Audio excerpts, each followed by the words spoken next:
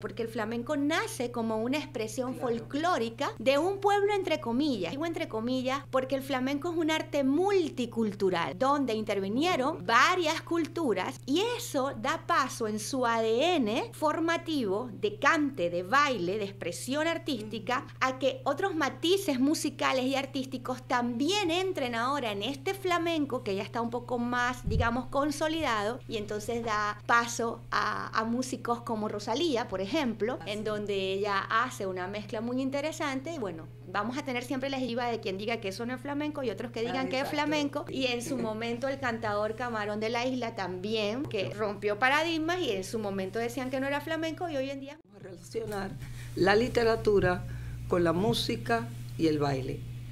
En realidad todas las artes comparten porque hay una única inspiración, y vamos a ver cómo de las palabras, de la palabra, pasamos a la música, y cómo la música también es interpretada en el baile.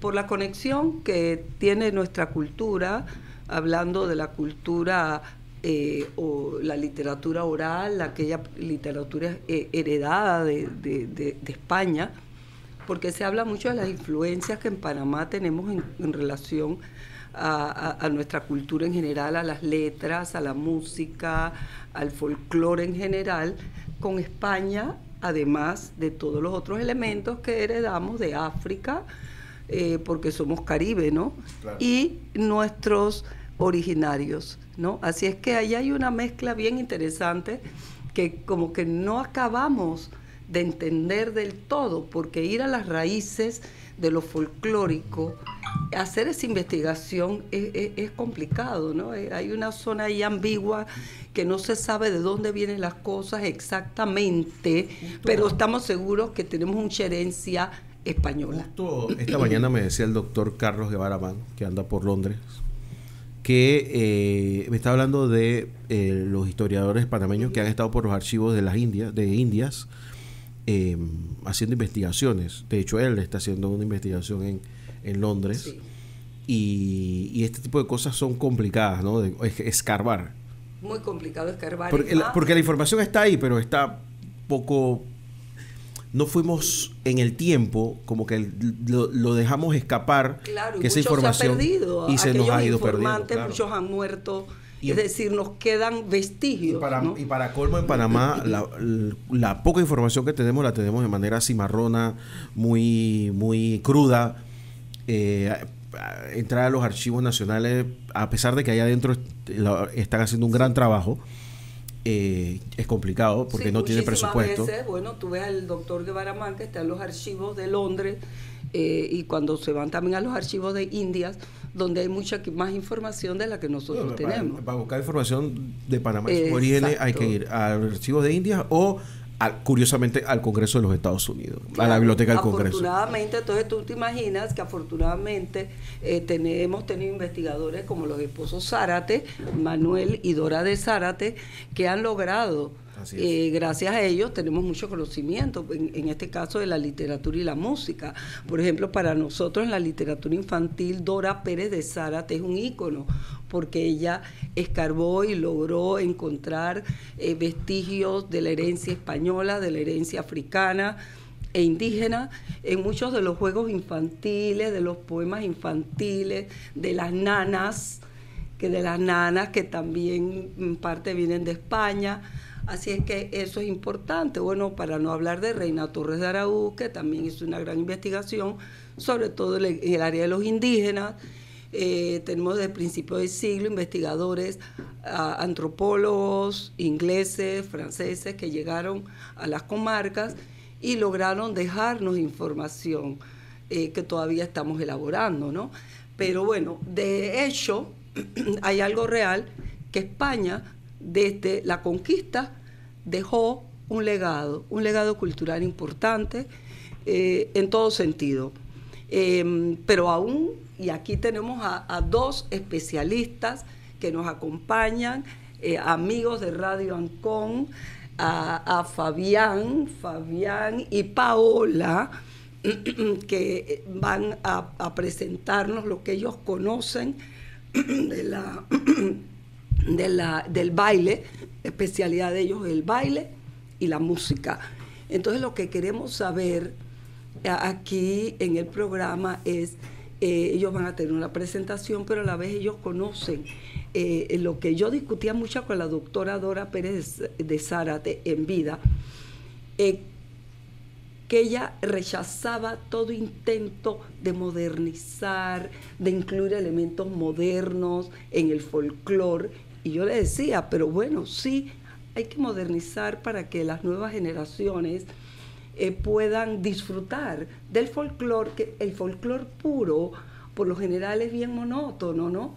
Es bien monótono y quizás poco atractivo, pero cuando se hace esa mezcla, nosotros llegamos a pasar, transmitir, digamos, esa esencia del contenido del folclore.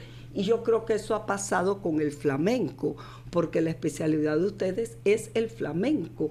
Y el flamenco también se nutre de otras tradiciones en España. Entonces los romanceros esos castellanos entran en el flamenco y también allá tienen ese problema que tenemos nosotros. ¿Dónde comienza uno? ¿Dónde termina? ¿Cómo se mezcla? ¿Cómo llega el flamenco a ser flamenco? Los cantes.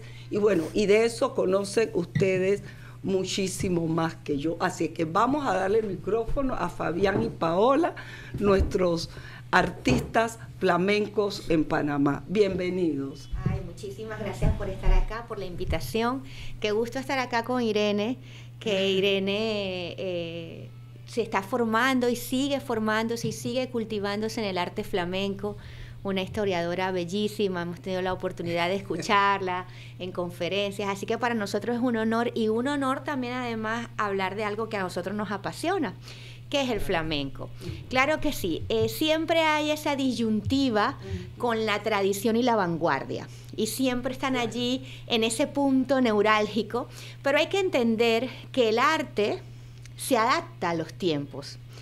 Y que hay que entender también, o es nuestra postura o nuestra manera de pensar, que sí hay que entender la raíz, conocerla, estudiarla, valorarla y entender que siempre van a venir otras corrientes con aire fresco para dar ese camino y ese paso a la renovación que ayuda un poco a que esas nuevas generaciones también se involucren con el folclore.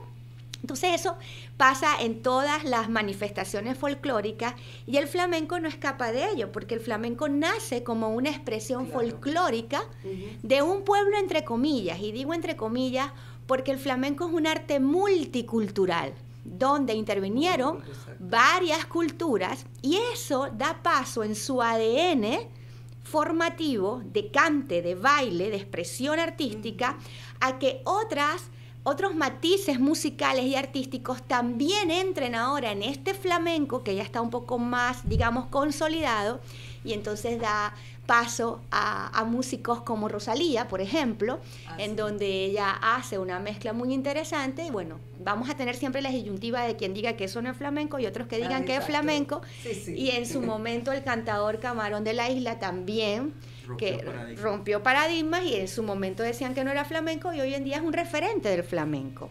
Claro. Entonces, siempre vamos a tener esa disyuntiva, pero yo creo que siempre es bueno estar con la mente abierta y, sí, yo pienso igual, sí. Y entender que la raíz es la base, que hay que estudiarla, que hay que conocerla para entonces después de allí, pues digamos, resemantizar, darle nuestra propia perspectiva. Claro, muy interesante eso. Yo les quiero preguntar cuál es la relación, porque está la literatura, está la letra, está el fondo, siempre hay una historia, ¿no? Por ejemplo, en los romanceros se cuenta una historia, algunas partes de algunos poemas son más cortos, se rompe la historia, solo está fragmentada, pero ¿de dónde nace en el cante, por ejemplo, en el cante flamenco, una historia? Yo me acuerdo de unas alegrías que estudiábamos contigo, Paola, de Sanlúcar. ¿Te acuerdas de esa alegría? ¿Qué quería decir eso? Entonces recuerdo que tú contaste de dónde viene la historia. Después leyendo, también en una historia del flamenco, que bueno, qué distancia hay en Sanlúcar, y esa tradición llega a Cuba, y entonces tenemos, ahora ustedes nos van a explicar, porque hay unos palos, expliquemos qué son los palos, que han ido a América y han regresado adicionando elementos nuestros americanos. Por ejemplo, la guajira. Así es. La guajira entró en el flamenco, pero eso de guajira suena cubano, ¿no? 100%, Sí. 100%. Bueno, gracias por la invitación, complacido de estar acá. Lo que tú dices, 100% así. De hecho, hay un historiador, un flamencólogo muy reconocido. Él se llama Faustino Núñez. Y Faustino Núñez tiene varias investigaciones. Y en algunas de ellas arroja que toda la parte de Andalucía, el Cádiz, estaba más cerca de La Habana que del norte de España. Había más conexión con toda la parte del Caribe que con el norte de España, porque ahí salían los puertos, que había ese intercambio comercial, ese intercambio también de esclavos, ¿no? Todo lo que sucedió, y de ahí salieron muchas de esas letras, y entonces lo que conocemos como los cantes de ida y vuelta. Entre ellos está la guajira, la milonga, los tangos también, la rumba. Tiene mucha influencia americana y caribeña, y son ritmos que ellos se llevaron de acá y se fueron aflamencando. Claro. Incluso dicen que en los barcos, cuando se viajaba, dice este historiador, se fueron creando ritmos que cuando llegaron a España se fueron transformando, y son los que conocemos hoy en día como los cantes de ida y vuelta. Eso es súper interesante. Los cantes de ida y vuelta, exacto. Por ejemplo, en literatura infantil también, con la profesora Dora Pérez de Zárate, estudiamos los romances también, los romances de ida y vuelta. Llegaban a América, regresaban con elementos adicionados. Así que hay ese intercambio, ¿no? Pero bueno, porque cuando tú decías, Paola, que la música, y ahora que están ustedes montando el gran ballet ese, Mi Carmen, porque la ópera Carmen, y por cierto que fue escrita por un francés, Bizet, ¿no? Exactamente. Fue estrenada, entiendo yo, como ópera en Londres. Es decir, hay toda una historia que se remonta a Europa, pero la esencia esa, ¿de dónde sale? Cuéntanos, Paola. Bueno, sí, vamos a estar estrenando el 2 y 3 de septiembre Mi Carmen. Es una obra inspirada en esta ópera, emblemática ópera de Georges Bizet, que, mira, muy interesante. Esta ópera se estrena, me parece que fue en París. En París. Y al principio no tuvo gran éxito. De hecho, dice que el autor murió de pena. Tú sabes, ese mundo artístico, ¿no? Cómo le van envolviendo y le van colocando cosas y aditivos, sí. Y entonces, bueno, resulta que después de su muerte, pues la obra cobró un éxito sin precedente, y ha sido llevada al ballet y, por supuesto, al flamenco. En el flamenco, el gran cineasta, que ya no está con nosotros, que es Carlos Saura, la llevó al cine también. Al cine, sí. Entonces, bueno, la obra se inspira en Sevilla, en la fábrica, las tabacaleras y todo ese mundo, ¿no? del laboral, pero dentro de ese mundo laboral pues se entretejen unas historias de amor, de celos, de flamenco, por supuesto. Así que bueno, esta obra va a estar, la obra de por sí es fascinante. Nosotros hicimos allí un vistazo y una adaptación, y la verdad es que en los ensayos ha fluido de una manera maravillosa. Vamos a contar también con músicos en vivo que traemos directamente desde España, lo que le da un realce pues a la puesta en escena increíble. Son músicos profesionales, y también vamos a traer a un bailador invitado, que es el maestro español Adrián Sánchez. Entonces, bueno, sí. Mi Carmen es una obra fascinante, y a todos los amantes del flamenco pues le decimos que no se lo pueden perder. Es este 2 y 3 de septiembre. Claro, en el Teatro Pacífico. En el Teatro Pacífico. Bueno, ahí estaremos. Eso no se puede perder. No hay que perdérselo. No hay que perdérselo. 11:22 minutos. Yo le quería preguntar a ustedes si qué tan modernizado están los conceptos de flamenco, porque yo sí he visto como que mucho, ¿no? Hablas de Rosalía, que por cierto es de Barcelona, sí. Sí, totalmente. que pudo haber tomado otro tipo de conceptos Exacto. y si tú escuchas los inicios de Rosalía son totalmente flamencos. Ahora me imagino que de sus años en Estados Unidos se ha modernizado más, pero hay muchísima gente en España tratando de aterrizar por ahí, ¿no? Sí. Y es muy utilizado, pero ¿qué tanto se puede deformar? Porque ese es parte del gran problema, ¿no? ¿Qué tanto se puede deformar la esencia del flamenco? Así es, bueno, es allí la disyuntiva del posmodernismo, ¿no? Si se deforma, cuáles son las barreras, cuáles son los límites entre lo que está bien, lo que está mal. Y bueno, hay para todos, porque en la época del posmodernismo es como que todo lo metemos en un saco y todo va junto y se va mezclando las cosas, y también entra ahí lo que es el intertexto, ¿no? Que hablaba un poco Irene al inicio, que cómo las artes se unen y cómo artistas, no solamente del flamenco, se valen de otras técnicas, de otros estilos para crear sus conceptos. Por ejemplo, mencionamos a Rosalía, pero a nivel del baile hay un bailador muy interesante que su raíz flamenca o el papá súper tradicional de Sevilla, él se llama Israel Galván. Israel Galván ha roto paradigmas de manera increíble. O sea, su baile es súper contemporáneo, usa elementos muy que no son habituales dentro del flamenco, como por ejemplo una urna en el escenario y taconea sobre la urna. Y la primera vez que él presentó un espectáculo que se llamó Zapatos Rojos, el papá estaba en el público y se salió, se fue. Imagínate eso.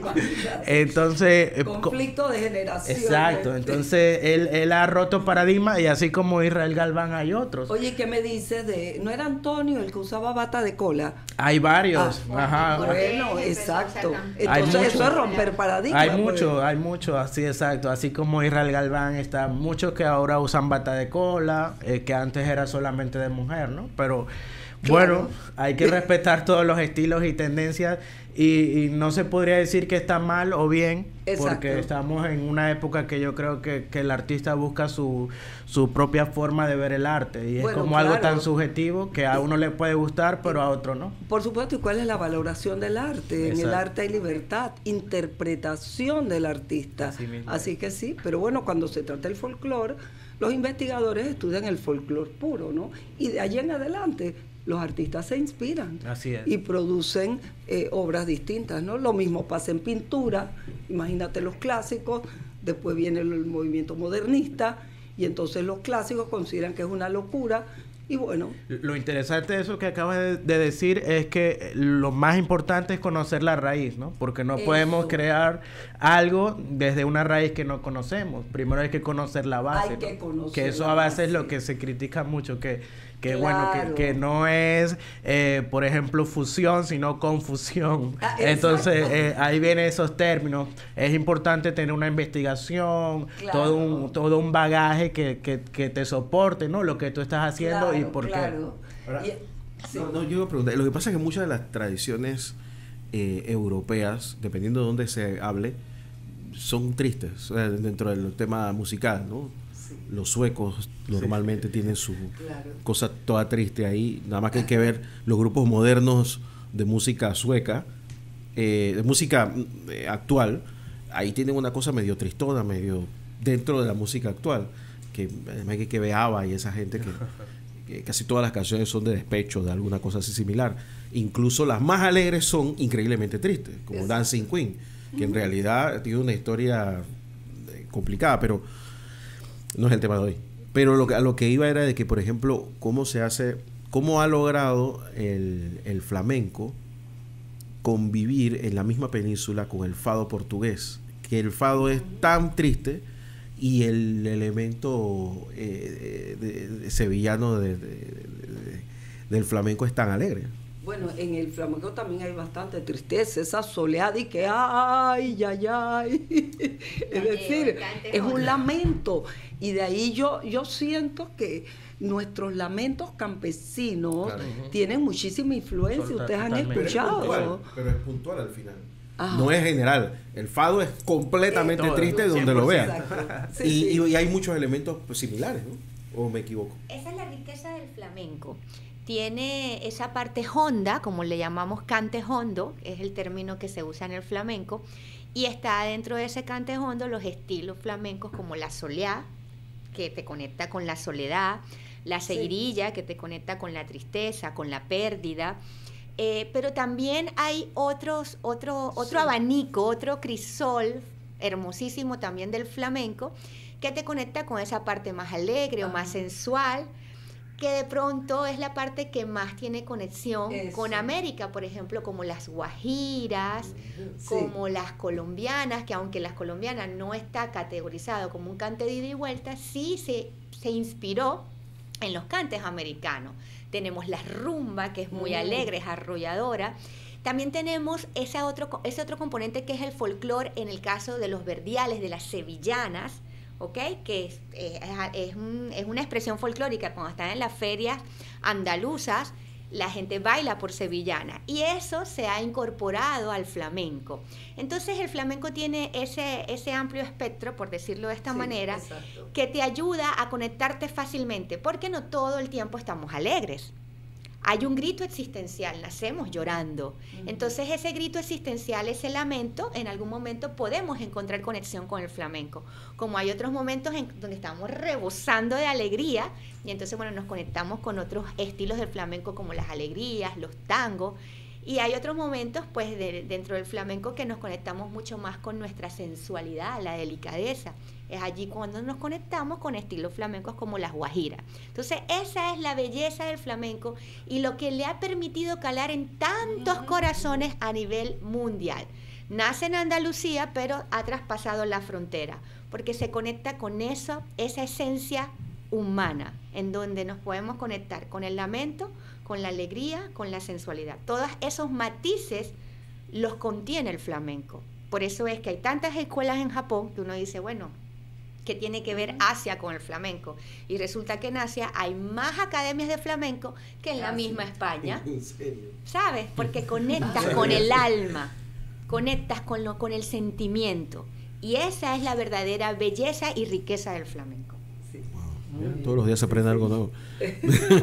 Oigan, vamos a la pausa, don Diego. Estamos en La Mañana Ancón con las aventuras literarias de la Academia Panameña de Literatura Infantil y Juvenil. Vamos a la pausa y regresamos. 11:34 minutos de la mañana aquí en Radio Ancón 92.1 FM y radioancon.com. Ya estamos de vuelta con las aventuras literarias de la Academia Panameña de Literatura Infantil y Juvenil con la doctora Irene Delgado. Bueno, mira, yo quisiera también que leamos algo de poesía, ya que estamos en las aventuras literarias, y ayudar un poco a establecer ese vínculo de la literatura, la poesía, la palabra con la música, ¿no? Así es que quisiera, para satisfacer un poco a los niños, leer de García Lorca, porque aquí nuestros amigos flamencos tienen ya seleccionado un poema de García Lorca, que García Lorca es fue un escritor español que exaltó la cultura flamenca, porque en el pasado había un cierto desprecio por los flamencos, hasta que la generación del 27 de escritores españoles consideraron que esto era una fuente muy importante de la cultura española y más precisamente del flamenco. Entonces investigaron y lo hicieron suyo de cierta manera. Tenemos el gran investigador Menéndez Pelayo, que él le dio seriedad a la investigación sobre el flamenco. También, bueno, tenemos García Lorca. García Lorca se convirtió en un artista múltiple. Él, sobre todo, fue un admirador y defensor de los gitanos en esa época de la cultura flamenca. Igual podemos nombrarlo como un escritor de los desvalidos, de los menos privilegiados, porque escribió para los niños escribió para para los negros, por ejemplo, exaltando sus cualidades con la intención de integrarlo al mundo del arte y la literatura. Entonces hay unos poemas muy lindos de niños escritos por García Lorca, que también escribió poemas más serios con la forma típica de la poesía flamenca, ¿no? Aquí tenemos, por ejemplo, me fascina para niños. El lagarto está llorando, la lagarta está llorando. El lagarto y la lagarta con delantalitos blancos han perdido sin querer su anillo de desposados. Ay, su anillito de plomo, ay, su anillito plomado. Un cielo grande y sin gente monta en su globo a los pájaros. El sol, capitán redondo, lleva un chaleco de raso. Miradlos, qué viejos son los lagartos. Ay, cómo lloran y lloran, ay, cómo están llorando. Me quiero exaltar en este poema que en la época en que la escribe, todavía la literatura infantil se hacía un poco didáctica, seria. Lo mismo pasó en los inicios de la literatura infantil en Panamá y en el resto de Latinoamérica, que era didáctica, dedicada a las escuelas. Un poeta como García Lorca tiene una sensibilidad especial y entiende la psicología infantil, cómo se llega a ellos a través del juego, del sonido, y así cambia la orientación de quienes escriben para niños.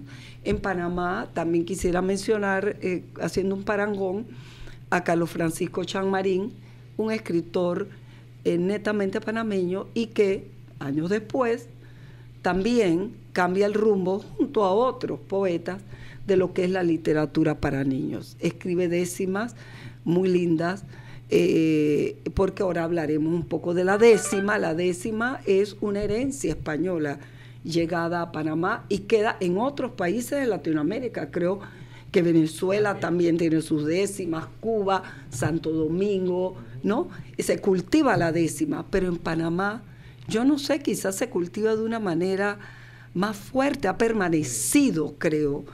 Ustedes me dirán que conocen otros entornos, ¿no? Así que, bueno, haciendo ese parangón de lo que es el cambio de rumbo en la literatura en general y en este caso en la literatura para niños, ¿no? Pero ya que hemos hablado de la décima, también como una expresión de literatura oral que pasa a lo escrito, ¿qué sabemos de la décima? Pues en Panamá, bueno, la décima sabemos que es un poema que se canta también, y en Panamá les digo que yo no acabo de entender. Yo invité al Cholo Bernal, que me prometió que va a venir otra vez. Yo no alcanzo, todavía no soy musicóloga, no soy tampoco experta en saber las tonadas que se usan para cantar las décimas en las cantaderas. No frecuento cantaderas, pero después de leer tanto sí me gustaría poder hacer la diferencia entre el uso del ritmo, porque sabe que hay un ritmo llamado la cantadera, la décima cantada en mesano, en gallino y en zapatero. Dependiendo de todo, usted sabe si la persona que lo hace sabe o no. Exacto. Es increíble. Exacto, pero... Y todo el mundo lo puede identificar, pero nadie sabe exactamente por qué. No sabe que sí, porque yo he tratado de preguntar qué es exactamente, y entonces hay también el gallino picado.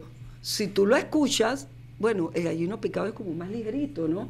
Entonces todo eso, porque estamos hablando de la literatura oral, y cómo del oral, porque son unos grandes improvisadores, porque esto nace oralmente, es decir, improvisan en el escenario. Son tremendamente inteligentes y rápidos mentalmente, ¿no? Para improvisarlo. Casualmente en la última antología que presentamos en la feria, hay en los temas un poema del Cholo Bernal, que es una décima, que es un gran improvisador de décimas, ¿no? Cantadas. Entonces todo esto viene a colación para hablar de lo nuestro, también de la literatura oral, heredada, traída de España. Y bueno, las influencias también las vemos en esos zapateados. ¿De dónde vienen nuestros zapateados? de España muy diferentes, ¿no? Los nuestros son un poco más sencillos que los de ustedes. Pero bueno, ya vemos cómo eso del oral pasamos y la interpretación, porque hay también el código del baile y del canto, cómo esta letra se interpreta. Claro, súper interesante eso, porque fíjate que se dice que el principal del flamenco, lo principal de las vertientes es el cante, ¿no? Porque es esa herencia oral. ¿Y qué es el cante? Al final son como décimas, ¿sí? Son versos populares que se crearon para hacer o evocar alguna parte de España. Por ejemplo, las alegrías que tú hablabas. Sí. ¿De qué habla? Habla de las experiencias del pueblo, cómo se ha vivido, de anécdotas. También los tangos, por ejemplo, los tarantos también, que hablan de las minas, de ese trabajo, de las personas en las minas, el sufrimiento. Claro. Entonces habla de eso y es una tradición oral también, ¿no? Y después eso se baila y también se toca, se acompaña con la guitarra. Oral, más tarde. Sí, claro, nace oralmente, pero después algunos estudiosos lo escriben o lo guardan en la memoria, lo reproducen. Por eso hay cambios en las letras, ¿no? La literatura oral se distingue por eso. No es algo, bueno, cuando se escribe ya queda fijado, pero entonces tenemos varias versiones de los llamados informantes cuando tú haces la investigación. Exacto, están esas letras que, como tú dices, se llaman populares porque no se sabe de quién son, pero hoy en día los cantadores o los artistas hacen sus versiones de esas letras populares, basándose en la misma melodía, en los mismos ritmos, pero hacen su impronta artística, creando sus propias letras, según sus vivencias, según su forma de ver la vida, etcétera, ¿no? Claro, exactamente. Sí. Si yo quisiera, vamos a leer algún poema que ustedes consideren flamenco. Bueno, ya aquí siguiendo con Federico García Lorca, que en el mundo del flamenco se le conoce como el poeta del flamenco, vamos a leer su poema La guitarra. Empieza el llanto de la guitarra, se rompen las copas de la madrugada. Empieza el llanto de la guitarra. Es inútil callarla, es imposible callarla. Llora monótona, como llora el agua, como llora el viento sobre la nevada. Es imposible callarla, llora por cosas lejanas, arena del sur caliente que pide camelias blancas, llora flechas sin blanco, la tarde sin mañana y el primer pájaro muerto sobre la rama. Oh guitarra, corazón malherido por 5 espadas. Bueno, eso ya es una interpretación, ahí está el tema, la guitarra, que es el instrumento flamenco. La versificación varía, ¿no? Se hace un poco más moderna, no tan apegada a lo que en nuestro caso las décimas son una forma bien fija de versos de 10, generalmente en octosílabos, versos de 8 sílabas. Entonces los que la cantan, como también la van reproduciendo espontáneamente, no se ponen a contarla, sino un ritmo que ya llevan interno. Estoy buscando aquí, por ejemplo, las de Chamartín. Las de Chamartín, por ejemplo, esta es una décima, ¿no? Tiene 4 estrofas. Mira, una sobre la guitarra, vamos a hacerle el contraste de Carlos Francisco Chamartín, que llevaba el ritmo, nació con el ritmo, porque él dice que su madre era una cantaora, lo que digamos en Panamá, un cantalante.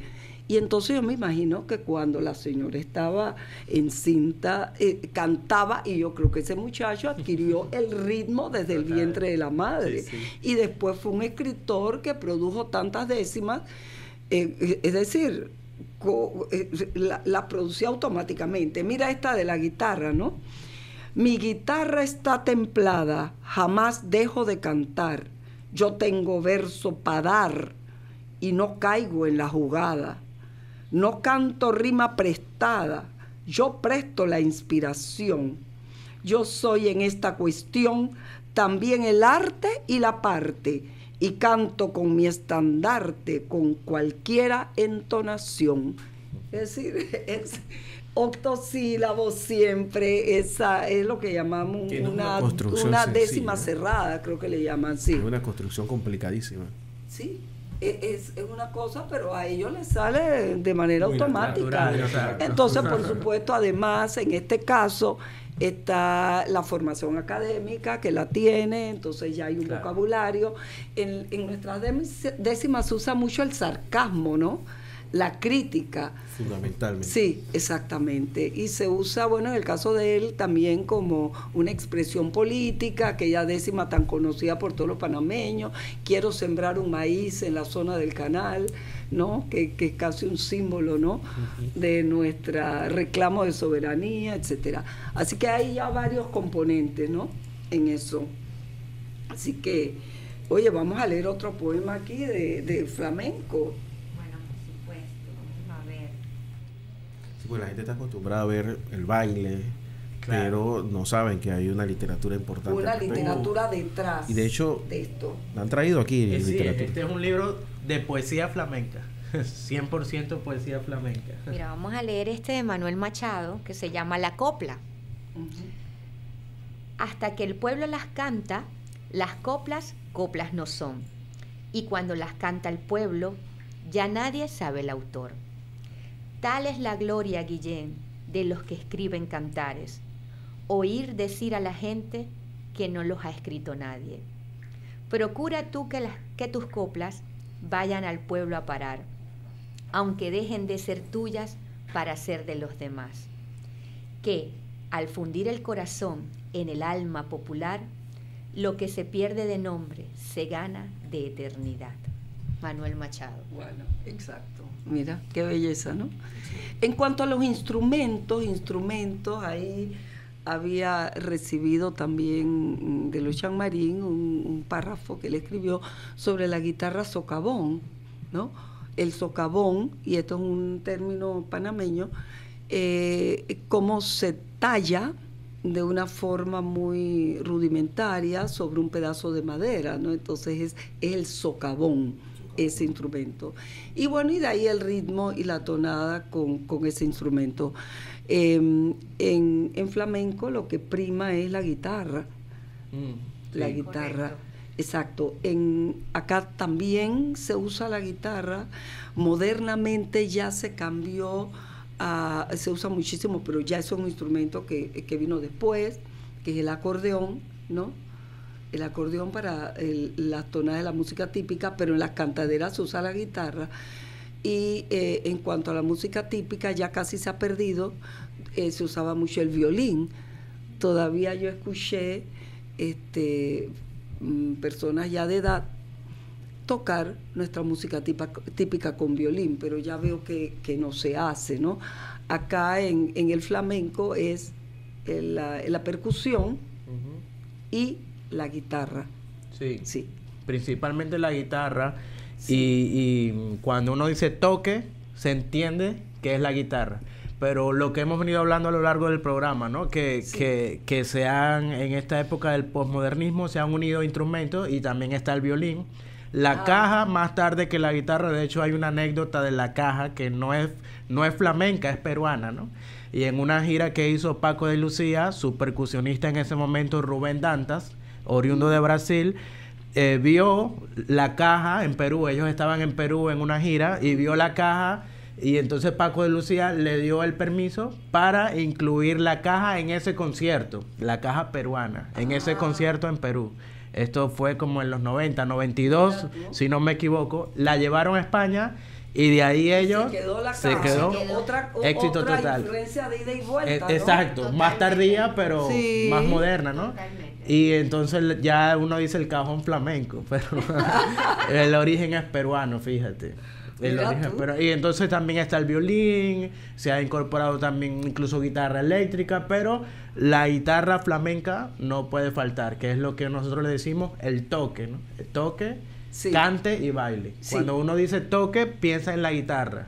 Claro. Explícanos un poco, bueno, yo que he seguido las clases de ustedes, esa relación que hay en el escenario, porque hay bastante improvisación. El verdadero flamenco es improvisado, no es una coreografía Sí. Que se prepara. Bueno, hay coreografía. Por ejemplo, mi Carmen es una coreografía, ¿no? Para que se entienda mejor. Pero esa improvisación que hay en los tablaos, ¿cuál es la relación del guitarrista con el bailarín? ¿Cuál es la comunicación? ¿Cómo? Hay una comunicación maravillosa que surge, sobre todo en esto que tú hablas del tablao, la juerga flamenca. Y este hecho se llama hecho flamenco, así se le conoce en el mundo del flamenco. Y es una comunicación que se da manejando los códigos dentro del flamenco, porque dentro del baile, dentro del cante, todos los intérpretes debemos conocer la estructura del estilo que vamos a interpretar. Es así entonces como entendemos que tiene el estilo flamenco, que también se le conoce como palos flamencos, tiene una entrada, tiene una llamada, tiene letras, tiene falsetas, tiene escobilla y tiene un cierre que dependiendo... Exacto. Compleja, ¿no? Ahora bien, el bailador maneja sus recursos, donde maneja toda una gama de pasos, pero cómo colocarlos en su lugar y que los otros artistas que están allí entiendan en dónde estamos o por qué vía quiero tomar mi baile. Entonces, es allí donde se da el hecho flamenco, que se da esa comunicación manejando esos códigos. Es una comunicación maravillosa, que da paso también, en el caso de todos los artistas que estemos allí, a la improvisación. Pero el flamenco es una improvisación estructurada. Exactamente. ¿Okay? Sí damos paso a ese aire de la improvisación, de que en algún momento en la letra, pues yo sienta de alguna manera cómo la quiero interpretar, y a su vez el guitarrista que me está acompañando saca su falseta y en momentos se crea algo mágico, que se crea algo que se da allí. Que por mucho que hayas ensayado en el salón, que es nuestro laboratorio de ensayo y error, pues lo que se da allí no se da en el salón. Tú ensayas la estructura base de lo que vas a hacer. Exacto. Sí, pero exacto. Hay paso, y es lo bellísimo del flamenco, hay paso, y es importante dar paso a esa improvisación, a esa impronta, a lo que puede suceder ahí, a lo que surge. Y es allí, en esos momentos, donde pellizcamos ese duende flamenco del que nos hablaba Lorca. Claro. Es en arte lo que podríamos llamar un happening, así lo llamaban en los años 70, un happening, a ver qué pasa. Y esa improvisación sí es maravillosa, porque es el verdadero arte, lo que sale en el momento. Sí, lo que tú comentabas de los tablaos, ahí nada más se dice, bueno, yo voy a bailar por alegrías o voy a bailar por tarantos. Pero no se ensaya en el camerino la coreografía, nada que ver. Sino que el músico ya sabe, conoce lo que es el taranto, el bailador también, y van sacando sus recursos ambos. Puede ser que le haga el guitarrista una falseta, el bailador la tiene que bailar, después le pida una escobilla más larga, más corta, ¿no? Entonces ahí es donde se da ese hecho flamenco que decía Paola. Claro, es como todo, cuando aprendes un idioma, estás aprendiendo un nuevo código, pero ese mismo idioma, un niño que nace en ese contexto no necesita aprenderlo porque ya nace con él y lo ha adquirido. Eso es lo mismo que pasa con el flamenco. Uno aprende flamenco tardíamente y entonces uno piensa, bueno, el conteo, esto está en 4 tiempos, en 3 tiempos, en 12 tiempos, ¿no? Puede parecer bastante complejo, ¿no? Sí. Sí, no es una cuestión hacia la libre, hay una estructura. Puede parecer, y creo que lo es. Sí, exacto. Sí, porque por ejemplo nosotros tenemos una pequeña estructura en muchos de nuestros bailes típicos, pero es una estructura mucho más sencilla. Sí. Por ejemplo, el tamborito.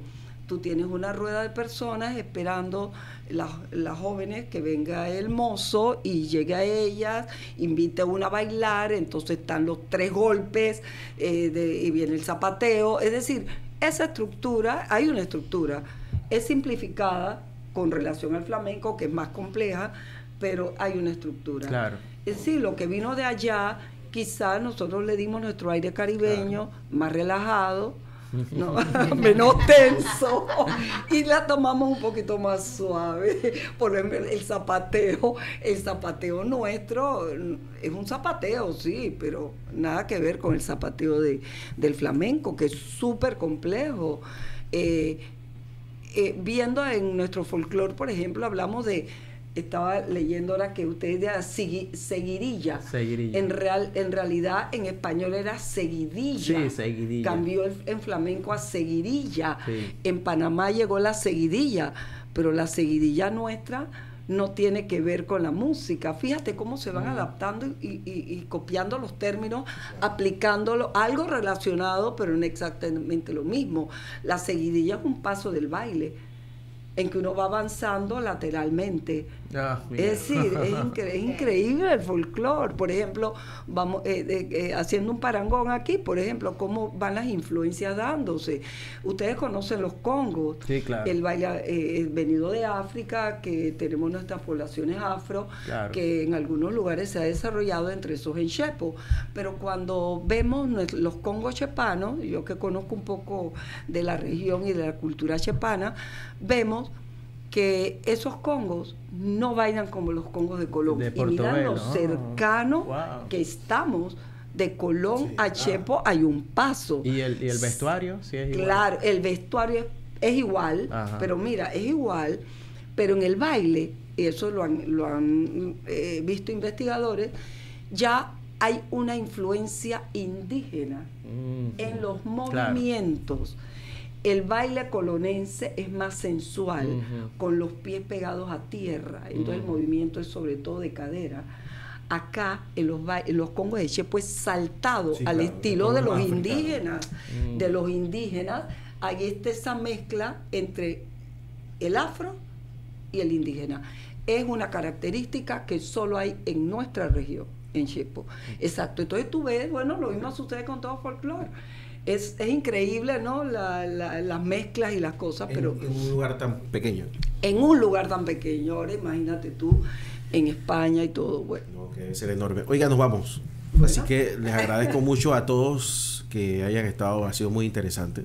La verdad es que, porque uno está acostumbrado a disfrutarlo viéndolo, el flamenco, pero teorizar sobre él. Bueno, yo voy a extender una invitación aquí personal a Guillermo favor. para que se integre al grupo flamenco. ¿Ah, sí? Flamenco Panamá. Vamos a hacer el esfuerzo. Cada vez más hombres se interesan. Ay, Guillermo, exacto. Necesitamos flamenco, bailadores. Necesitamos parejos para Parejos, bailar nuestras exacto. sevillanas y darle Sí, esa sí. caracterización de conquista que también es Claro, muy bonita en el exacto. baile. Bueno, uno nunca sabe. Exacto. Bueno, muchas gracias, Fabián. No, gracias, Paola, gracias. nos vemos en mi Carmen. Sí, Oye, bueno, en toda la Flamenco Week, ¿no? Que empieza este Y la viernes. Flamenco Exacto. Week. ¿Empieza este viernes hasta cuándo? Este viernes 25 hasta el 3 de septiembre, que cierra con el espectáculo Mi Carmen. ¿Dónde puede Hay que buscar el programa completo. Sí, para sí, que- como no, en @Flamenco Week, en Instagram está todo el programa. Empezamos este viernes con cata de vinos, el sábado una muestra de arte colectivo en las bóvedas. 21 Va- artistas se Va a estar inspiraron muy en el buena la flamenco. muestra de arte colectivo. Muy bueno. Los talleres con el maestro Adrián Sánchez, que llega este viernes desde Granada, España. Tenemos un conversatorio de lo que hemos hablado, el flamenco en América, Importante. con el guitarrista que viene de España. Eso va a ser en el Centro Cultural Español Casa del Soldado, entrada libre, el miércoles 30 a las 4 de la tarde. Pues, va a estar muy interesante. eso, sí. Y cerramos con Mi Carmen 2 y 3 de septiembre en el Teatro Pacífico. Perfecto. Bueno, ya Sin tenemos falta. completo. Muchísimas gracias, doctor Irene Delgado.